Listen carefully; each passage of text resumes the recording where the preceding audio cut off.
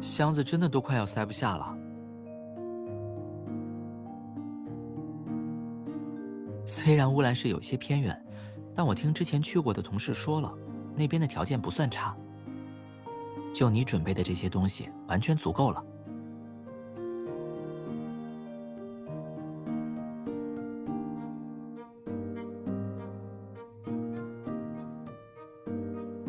哎，你先等等。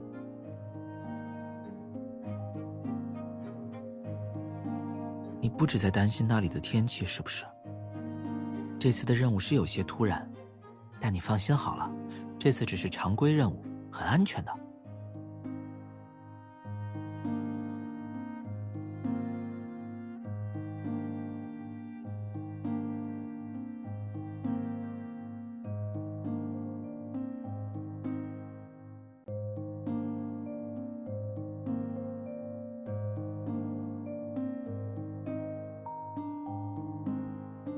哦，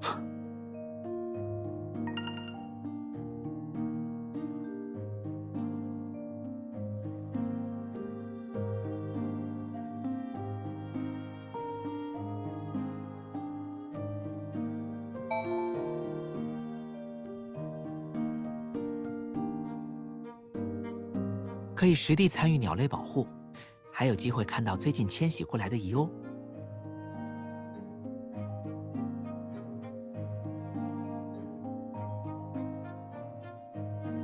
看起来就很有意思哎，报名方式也很简单。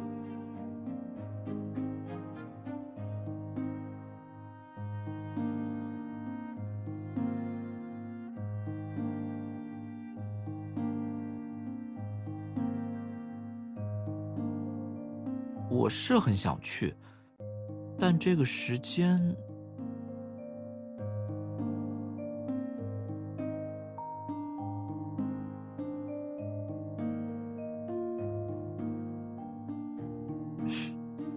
说的也是。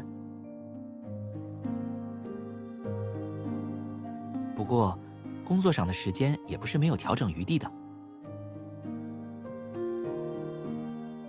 你先去，我到时候协调一下，看能不能和你在那边会合。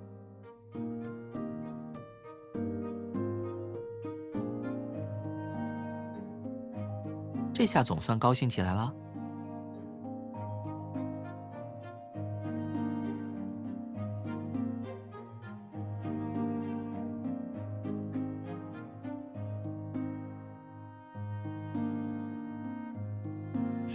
遵命。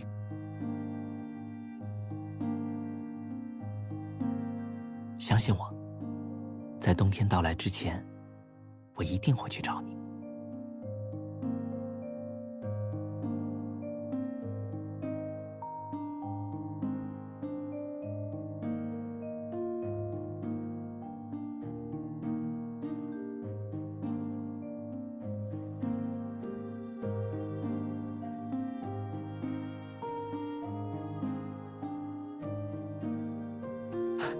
还好，我看给你发消息一直没有回音，就猜肯定是信号不太好。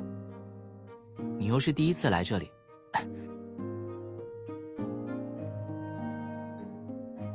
人生地不熟，我当然会有些担心。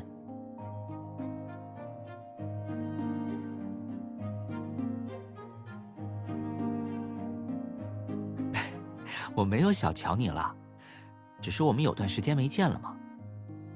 你也可以把这些都当成一个借口。其实我只是想再早一点见到你。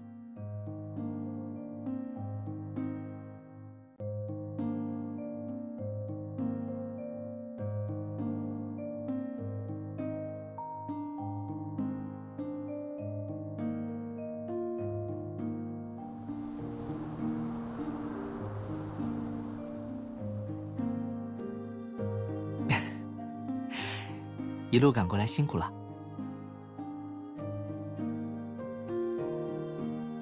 我也是来了这边才知道，乌兰市这里也有一处遗鸥的栖息地。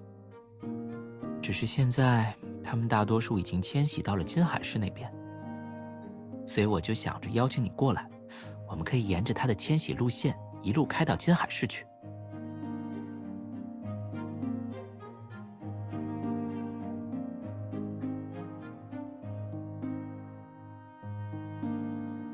那今天先好好休息，明天一早咱们就出发。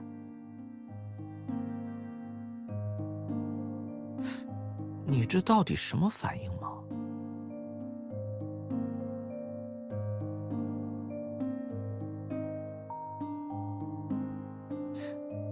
你，那你看吧。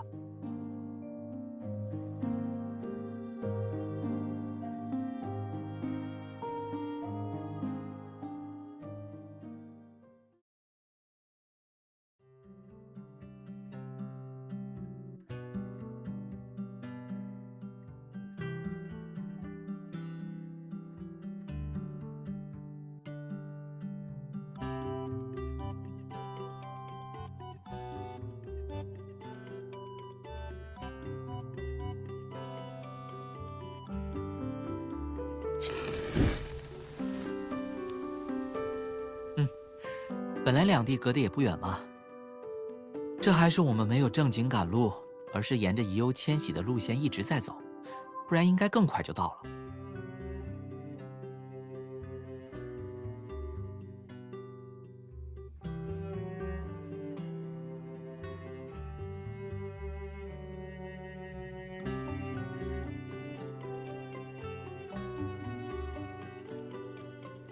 怎么了？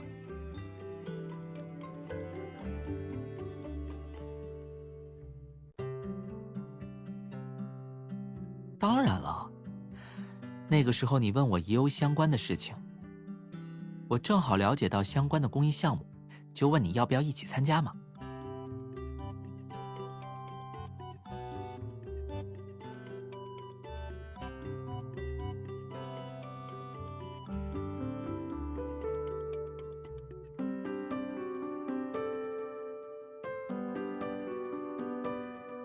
还会变得更好的。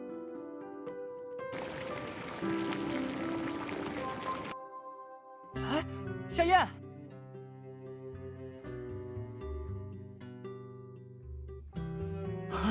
真的是你？秋磊，是我，没想到老同学这么多年没见，你还记得我？你不也认出我了吗？哎呀，真是不敢想，咱们都多少年没见了。是啊，一晃真是好久了。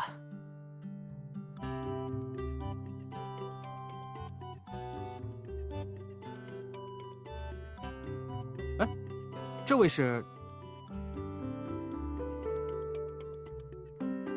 哎呀，你好，我是秋磊，夏燕的大学同班同学。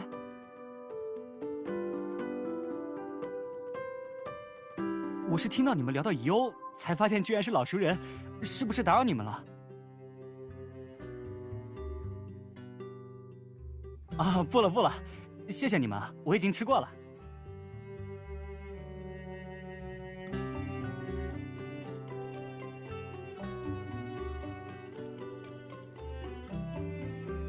和乙欧有关？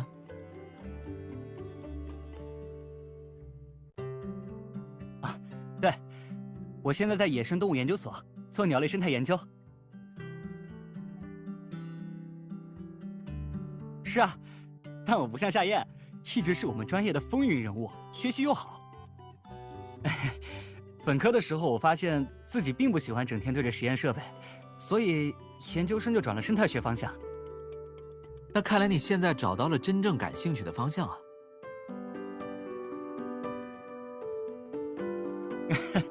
话是这么说，但和之前整天泡实验室又是完全不一样的累了。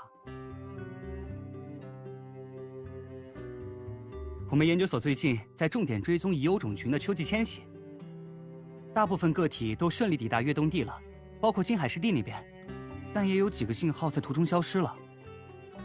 有多少只？数量不多，就7、8只的样子。但冬天马上来了，每一只健康的成年遗欧对种群恢复都至关重要。我们担心它们是不是受伤了，或者遇到了其他麻烦。哦，的确是个棘手的问题。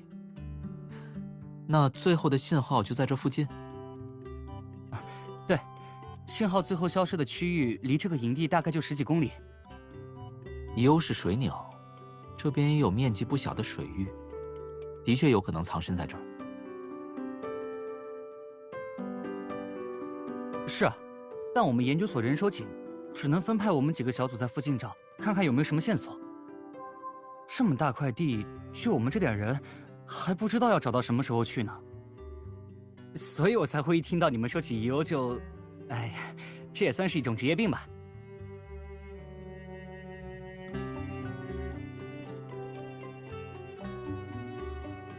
目前还不确定，但时间拖得越久越不利。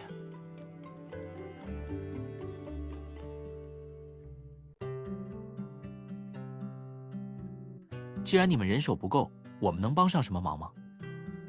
我们正好在这边休整，没什么别的安排。今天一路过来，对这片地形也有些印象。多2双眼睛，搜寻范围就能大很多。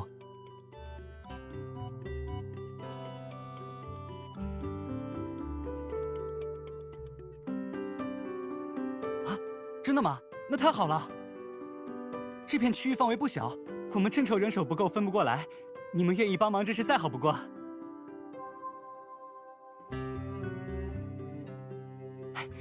我给你们简单说一下情况和注意点。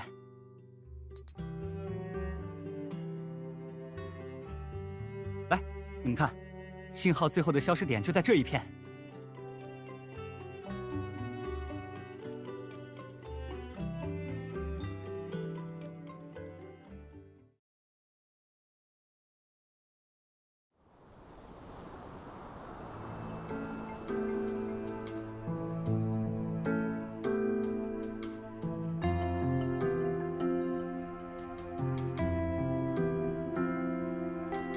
要不要先休息一下？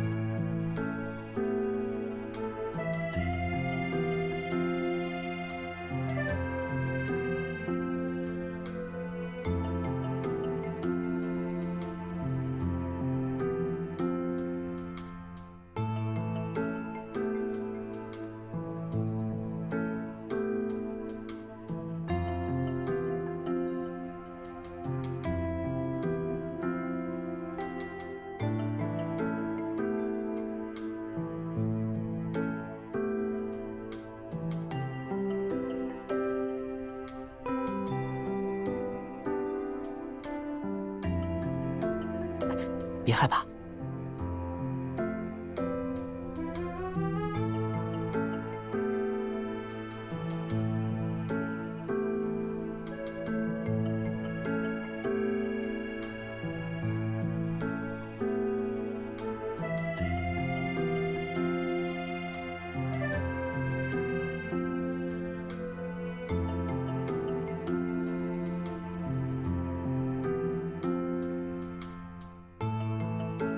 我来吧，毕竟刚刚是我带他回来的。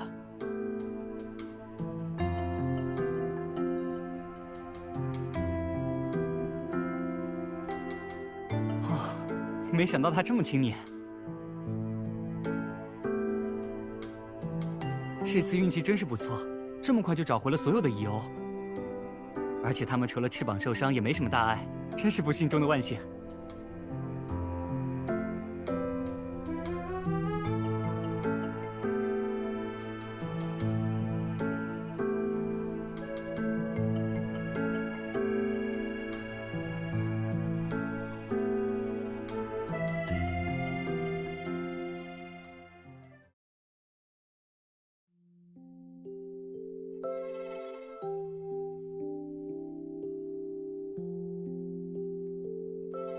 这一次真是谢谢你们，没有你们的帮助，真不知道这只蚁欧还要受多少苦。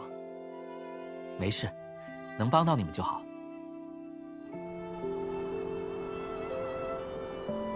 那你们接下来的计划是什么？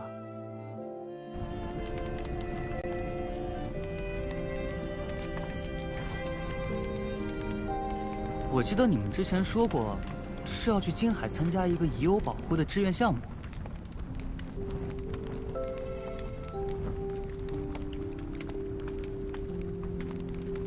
不过志愿计划很快就要开始了，我们耽误了这么久，再休整休整也该离开了。夏燕，你现在应该没有继续从事生物工程相关的工作吧？嗯，大学毕业后我就回到魏明市做了私家侦探。还真是啊！我之前听邢老师说过一次，但一直不敢相信。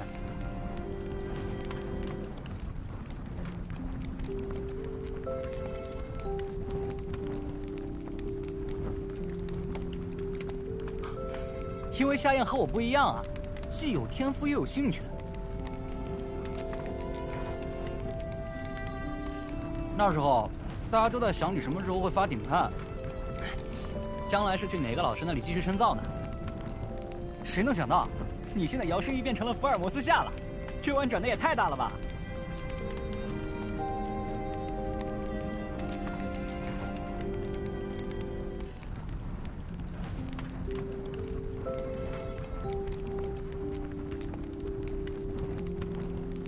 也还好，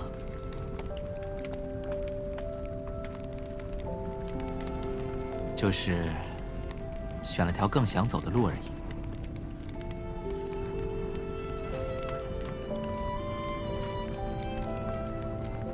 能追随自己梦想当然很好，只是我们这些老同学看着，多少觉得有点可惜。要是夏燕一直留在实验室，现在起码是个 PI 了吧？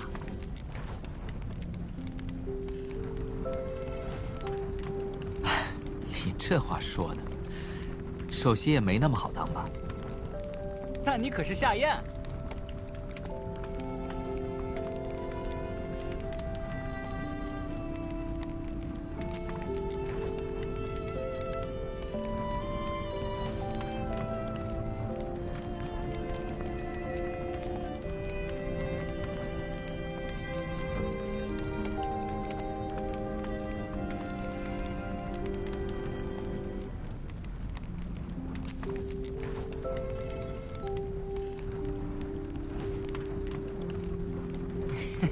你这么一说，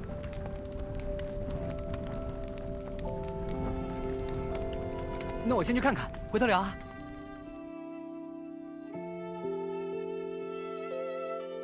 这家伙虽然成为了研究员，还是和以前一样冒冒失失的。你刚刚说的那些话，怎么从来没和我说过？我一直不知道，原来你是这样的想法。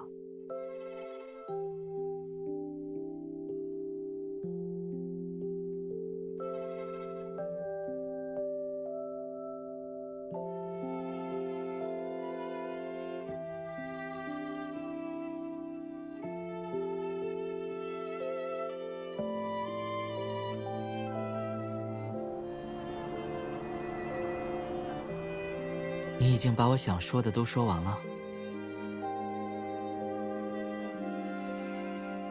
我现在走的这条路，就是唯一的路。老同学见面惋惜几句，老师们当初有些期望，这些都很自然，我能理解。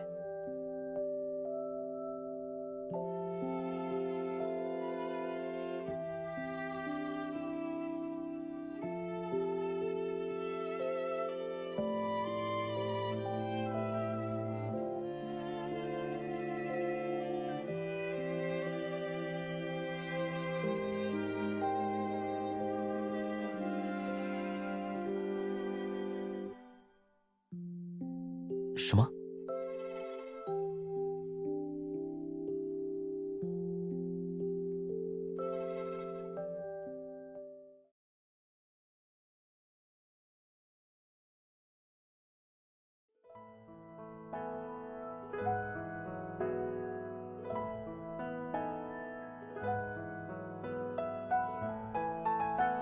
今天天气还行，风也不大，很适合试飞。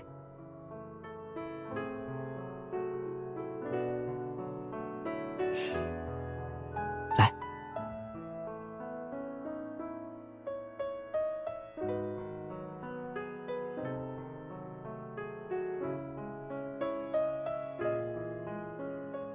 试试看。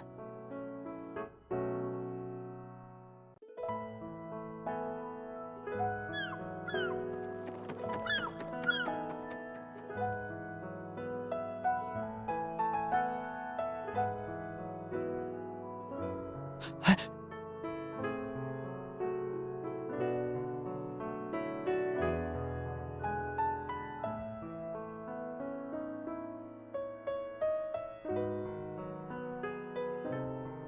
没事的。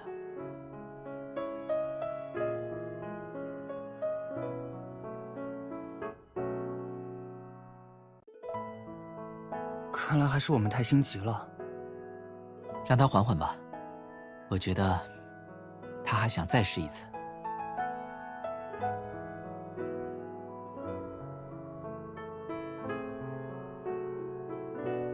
天哪，他真是太心惊下咽了，哪像野生的濒危鸟。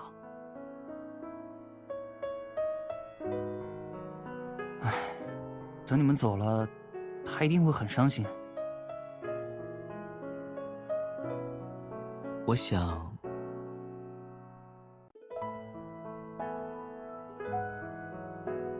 要不等他彻底康复，我们再离开吧。如果能这样的话，那就太好了，对他的康复肯定更有帮助。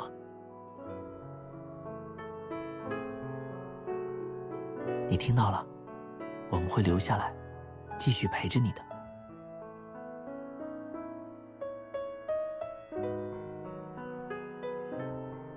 你准备好了？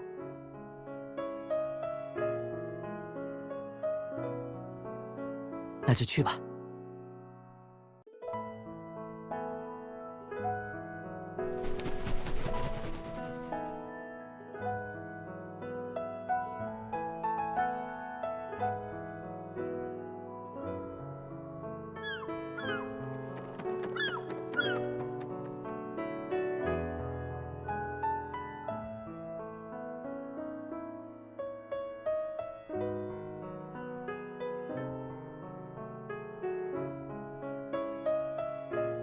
这个嘛，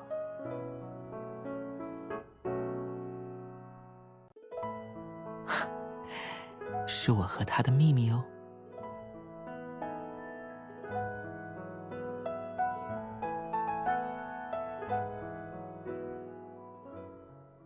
你们确定要留下吗？那你们那个志愿活动……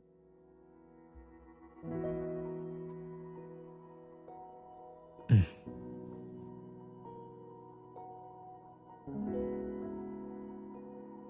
其实我们现在这样和志愿者也没什么区别嘛，而且能帮他重返蓝天，意义一样很重大。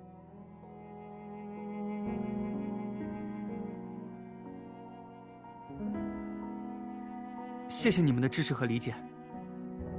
其实我在露营地刚看到夏燕时，真有点不敢认，她和大学那时候已经像两个人了。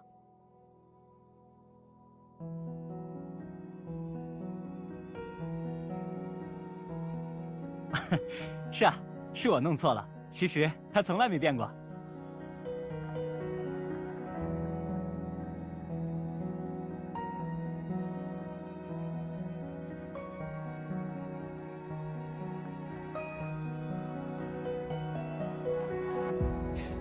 秋磊，你看看这个数据，是不是有点问题？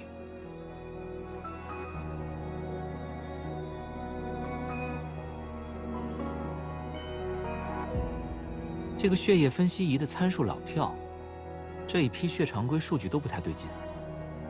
我看看。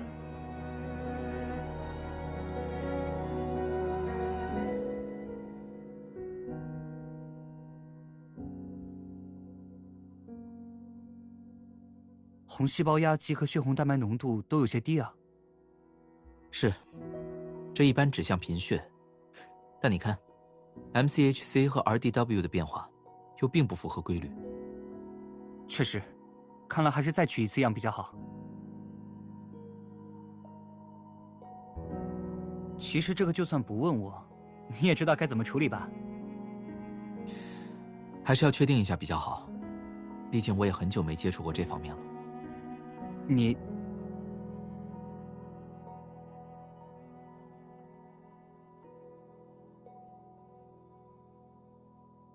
我去找人采血。小燕，你休息一会儿吧，午饭不是都还没吃吗？好，我等你。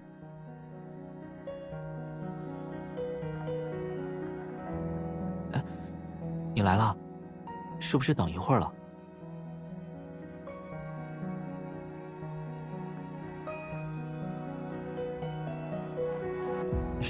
走了，正好肚子有点饿了。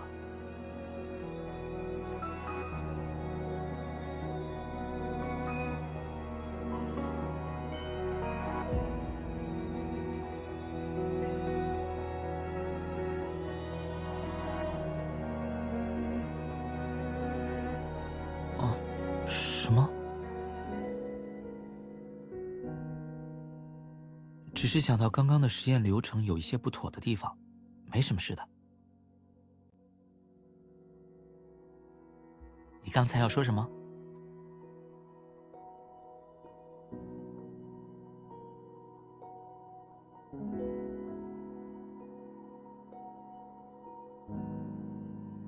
哦，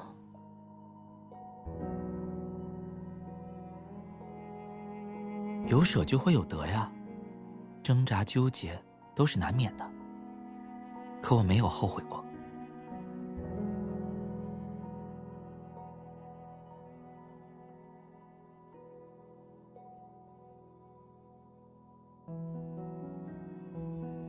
我明白你的意思，但做出这个选择，并不艰难。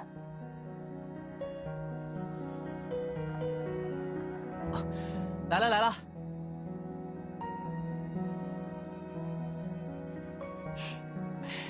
至少对我来说是这样的。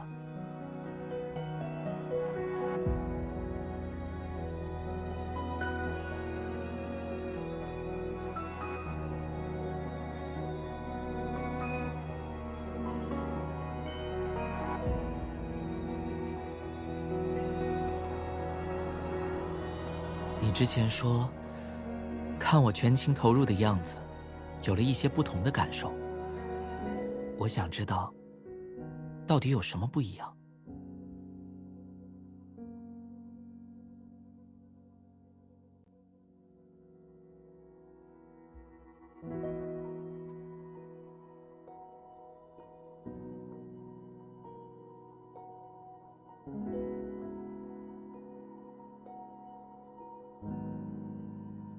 那你想象中，我是什么样子？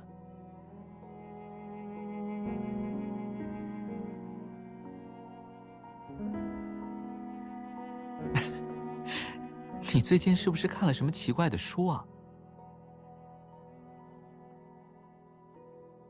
其实科研大多时候就是这样，说不上枯燥，但一定是厚积薄发的。很多时候就是重复，没有你想象的这么刺激。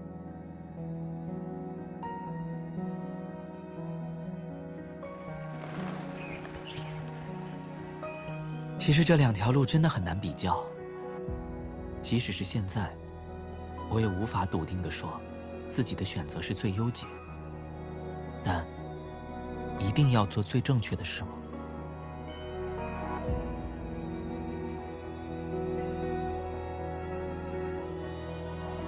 如果当初我们没有在那次去鸟类观测基地参观的时候捡到花生，我就不会如此了解鸟类的习性。如果不是因为花生，我也不会那么了解遗鸥以及相关的公益项目。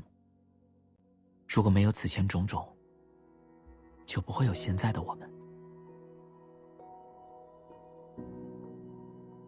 从前的我年纪太小，没有意识到生活本来就是由无数个因为和所以串起来的。但现在我知道了，即使是小小的一粒种子，总有一天会开出美丽的花。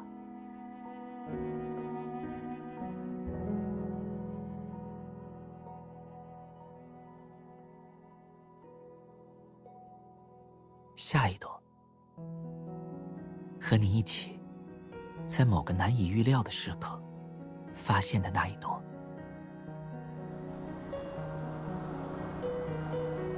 不过，你明明知道我最初想要的答案是什么吧？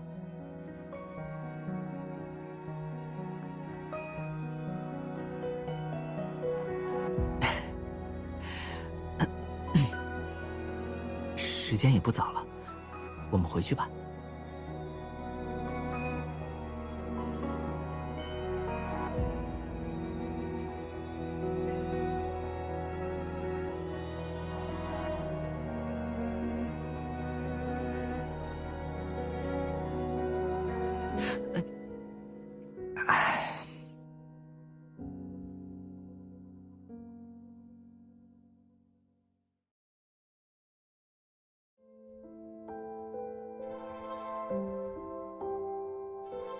之前我还有些担心他能不能在寒潮来临前重新踏上旅程，现在这个时间刚好，应该能赶上。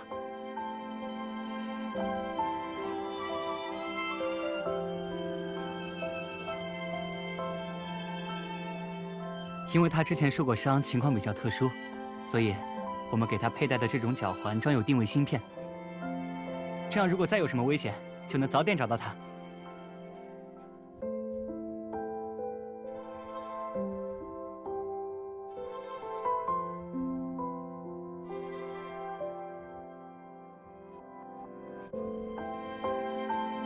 来，给你。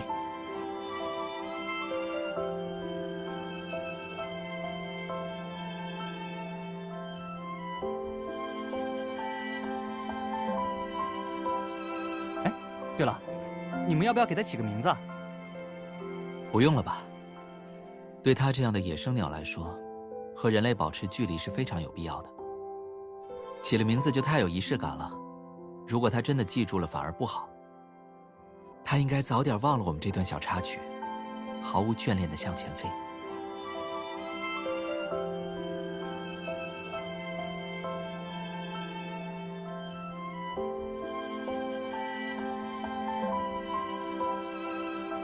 你该离开，去找你的家人和朋友了。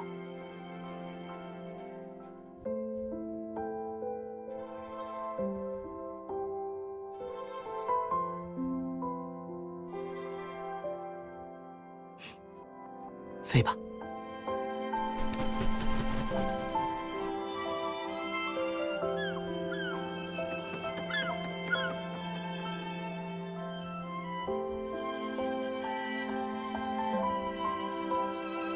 对，离这边最近的越冬地就是那里。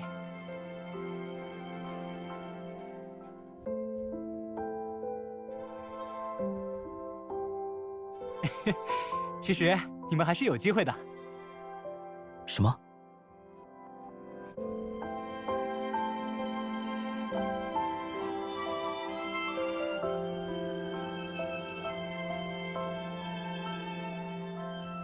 二位，你们的志愿项目已经尾声了，你们对我们金海湿地公园感受怎么样？项目安排很有意思，在保护遗鸥这方面也能看出有很多成果。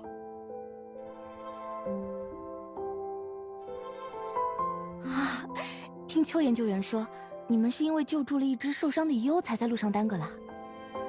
这样的善举，我们大家都很受感动，能够邀请你们来这里，也是我们的荣幸。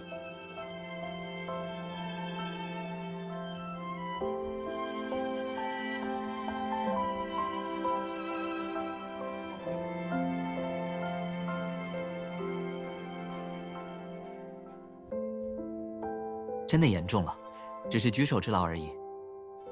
那就希望像你们这样愿意提供举手之劳的人越来越多，遗鸥的未来一定会更加美好。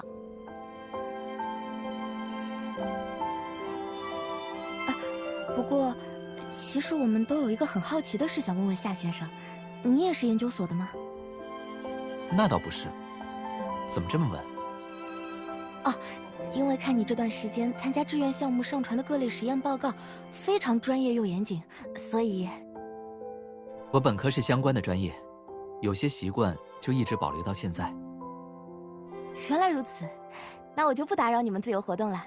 湿地公园的开放时间，二位应该很清楚。我们在这边散一会儿步就会离开。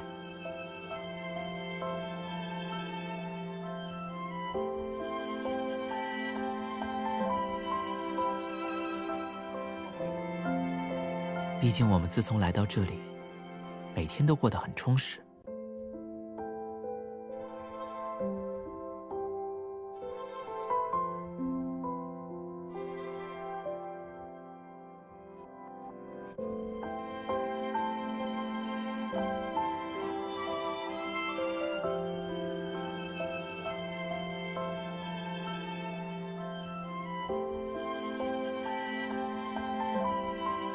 好在这片湿地的生态越来越好，他们的付出也都得到了回报。西边是不是有了？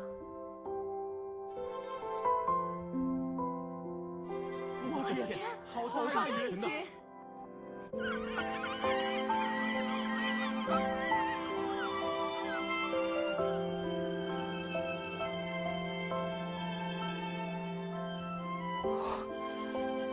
之前就听工作人员说，最后一批越冬的遗鸥快来了，没想到。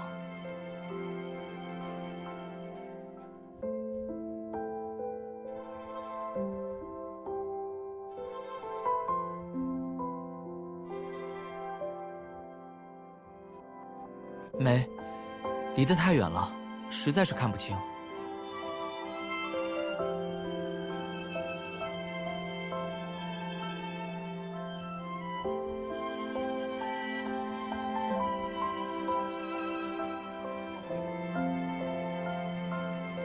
离公园关闭还有一段时间，我们去那边找找看吧。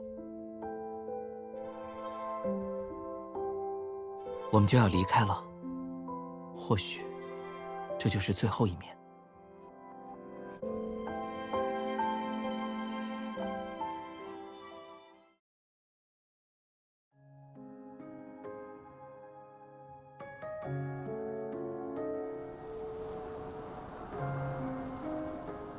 看看这个。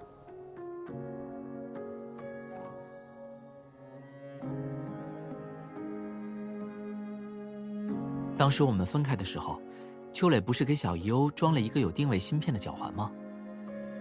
后来秋磊也给我开了权限，让我们可以临时调阅一次它的飞行轨迹。我想，放在今天用，最合适不过了。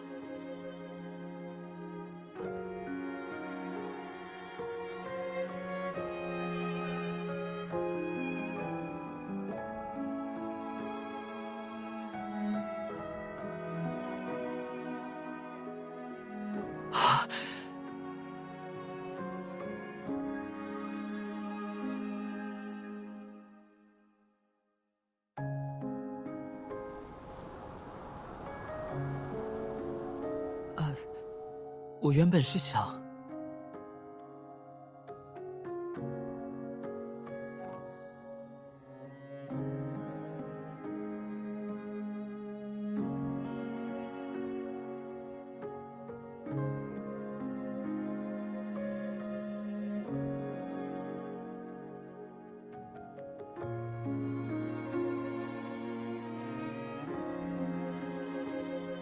真的，我看，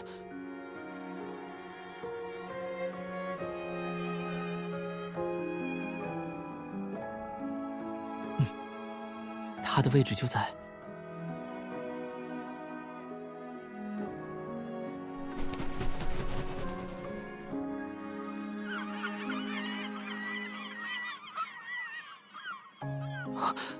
是他。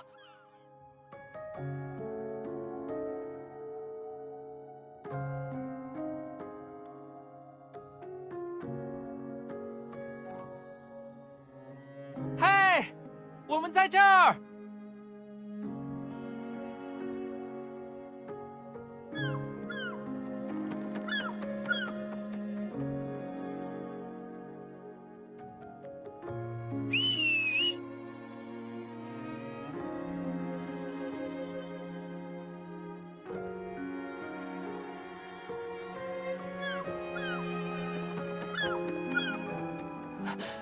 他做到了。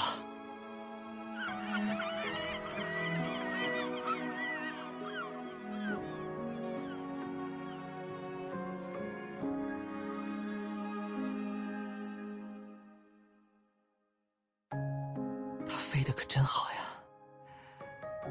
秋磊知道了，也一定很为他开心。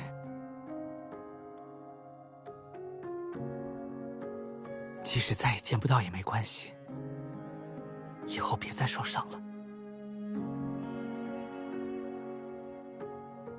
你要飞得高高的，远远的，自由自在的，一直飞下去。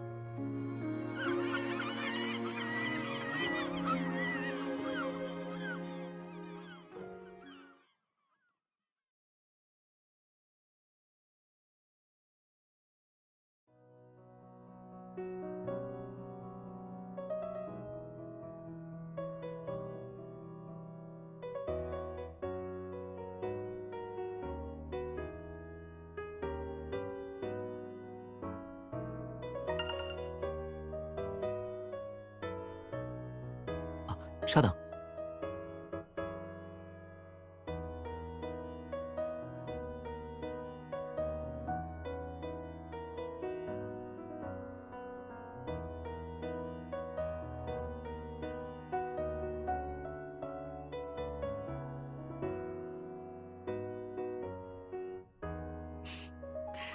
你别说，他描述的还挺有画面感。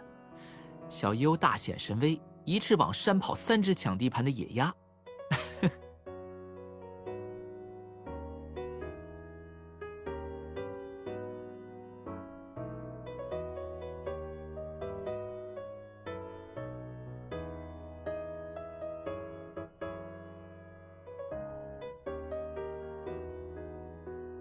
你就这么好奇啊？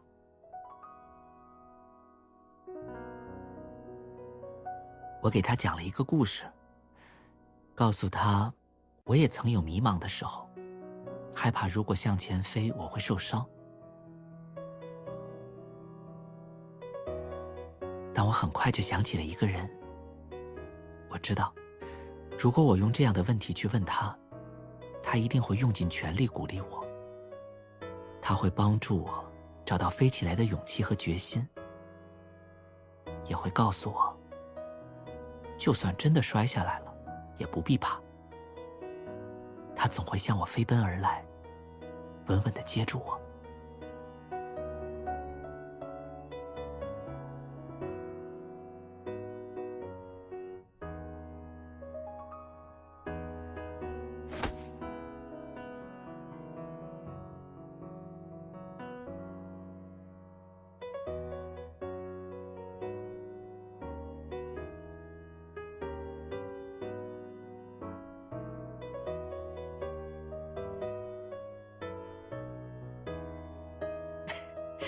那可不好说，万物有灵，心诚则通。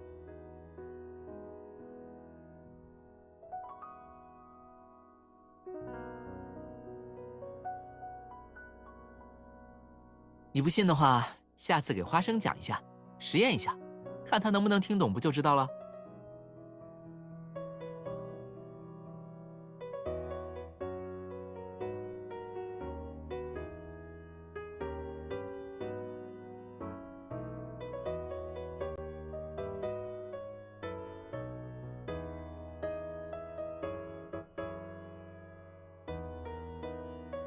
当我感到脆弱的时候，就重复你的名字。今天我收到首都大学少年班的入学通知了，我等下就要出发第一次任务了。等我回来。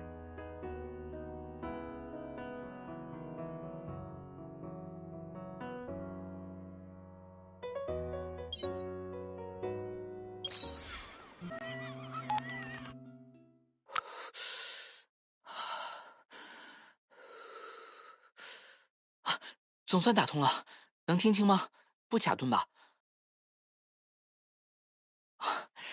不知道是不是因为这边离市区太远了，信号一直都不太好。你能听清就好。本来是打算在家好好休息的，毕竟刚出任务回来没多久嘛。但转念一想，冬天难得有像今天这样好的天气，花生又在家懒散那么久了，趁着气温回升，带他来郊区的公园溜溜，减减肥。没想到刚把他放出来，他就自己飞了好几圈呢，现在哪儿还顾得上我呀？看到他在天空翱翔，我就会想起那只小伊鸥。他会不会在湿地公园成为一代霸主了？又会不会也变得和花生一样圆滚滚的呢？哎，花生，不要，那个不是给你吃的。哎，你，不知道他是不是太激动了，刚刚居然偷吃旁边小朋友的薯条。花生，花生，你先回来，我保证不教训你，还给你好吃的。你瞧，居然连好吃的都诱惑不回来了。看来他这个冬天实在是憋坏了，现在还没尽兴呢。那我们等会儿再聊，我得先去教育一下这只小鸟了。等你下班见了。